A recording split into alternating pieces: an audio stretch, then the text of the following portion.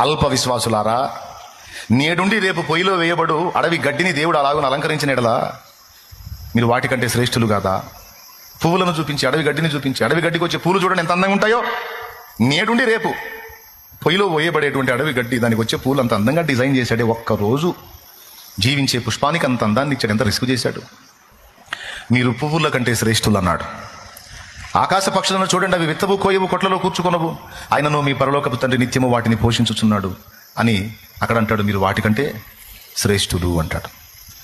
పూల కంటే మీరు శ్రేష్ఠులు, పక్షుల కంటే మీరు శ్రేష్ఠులు, జంతువుల కంటే మీరు శ్రేష్ఠులు. సృష్టి మొత్తంలో దేవుడు శ్రేష్టముగా ఎంచేది మిమ్మల్ని రా అంటాడు ఆయన. దేవునికి స్తోత్రం కలుగును గాక. నా పిల్లలారా, సృష్టి మొత్తంలో దేవుడు శ్రేష్టముగా ఎంచేది మిమ్మల్నే. కానీ దేవుడు నీ విషయంలో ఇంత శ్రద్ధ, ఇంత పట్టింపు, ఇంత చింత కలిగి ఉన్నాడని నువ్వు నిజంగా నీ హృదయంతో గ్రహించగలిగితే నువ్వు దేవునికి కనెక్ట్ అయిపోతావు. దేనిని లెక్క చెయ్యవు.